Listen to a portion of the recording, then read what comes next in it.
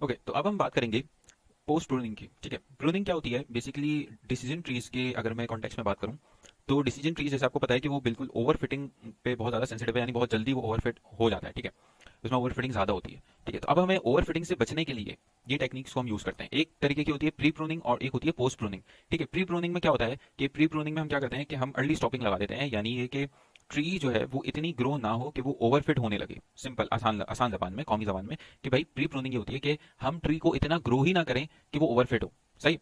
तो उसके एक अलग तरह की टेक्निक होती है, लेकिन यहाँ पे हम पोस्ट प्रूनिंग की बात कर रहे हैं। पोस्ट प्रूनिंग में क्या होता है कि हम ट्री को पूरा उसकी जो है ना हद तक ग्रो कर देते हैं।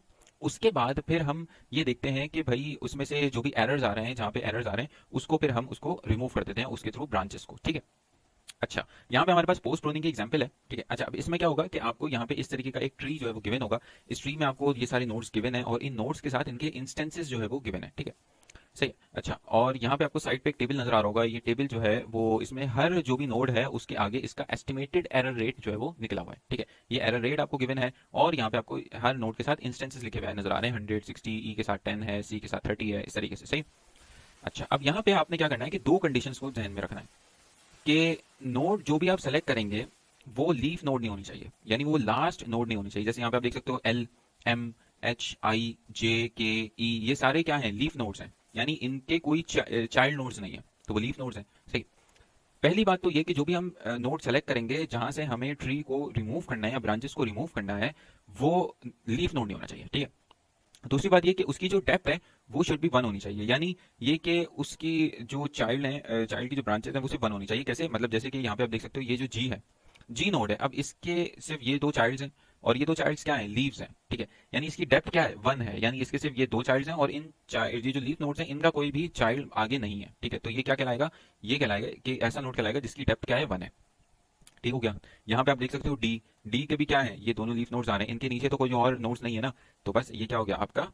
डेप्थ 1 हो गया। सही। अच्छा, आप एफ देखो, एफ, एफ में ये एच और आई जो है ये तो है लीफ नोड्स, लेकिन यहाँ पे आप देख रहे हो यहाँ पे जी भी है और जी के दो चाइल्ड नोड्स आ रहे हैं, तो एफ जो है वो डेप्थ इसकी क्या होगी? 2 होगी। ठीक है, तो इसलिए हम इसको सेलेक्ट नहीं करेंगे। सही।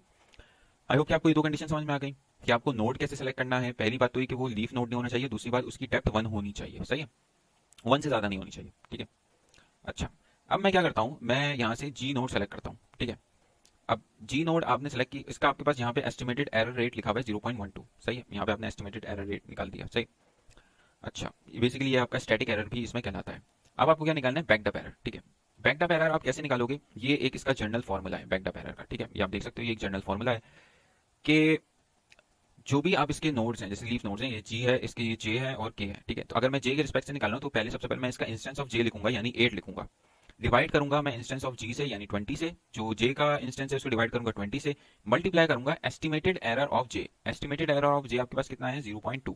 ठीक है, इससे मैं यहाँ पे मल्टीप्लाई कर दूंगा। सिमिलरली फिर मैं प्लस लगाऊंगा, दूसरे चाइल्ड नोड की तरफ मैं जाऊंगा, के की तरफ, तो के का भी ये इंस्टेंस था 12, इसको मैं डिवाइड करूंगा 20 से, मल्टीप्लाई करूंगा जो भी इसका एरर है, ये आ गया 0.1, इससे मैं मल्टीप्लाई करवा दूंगा। सही है? तो ये आप देख सकते हो यहाँ पे मैंने इस तरीके से करके 0.14 हमारे पास बैकडअप एरर आ गया।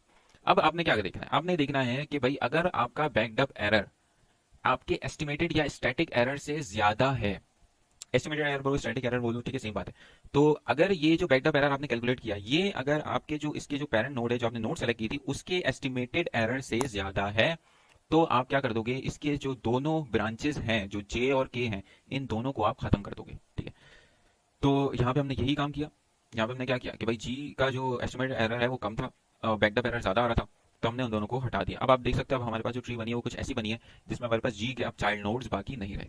सही, यहाँ तक हो गई बात। अच्छा, अब हम देखते हैं एफ के लिए।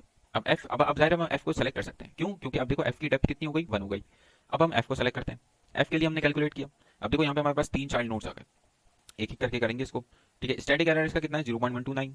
अच्छा, बैकडअप एरर आप बिल्कुल इसी तरीके से निकालोगे, पहले जी के लिए निकालोगे 20 डिवाइड बाय 50 मल्टीप्लाई बाय जो भी इसका एरर है 0.12। ठीक है, इससे मल्टीप्लाई कर दिया, फिर प्लस, फिर H divided by 50 multiply by 0.05, ये आ गया, फिर प्लस, फिर आई के लिए 20 डिवाइडेड बाय 50 मल्टीप्लाई बाय 0.2। सही।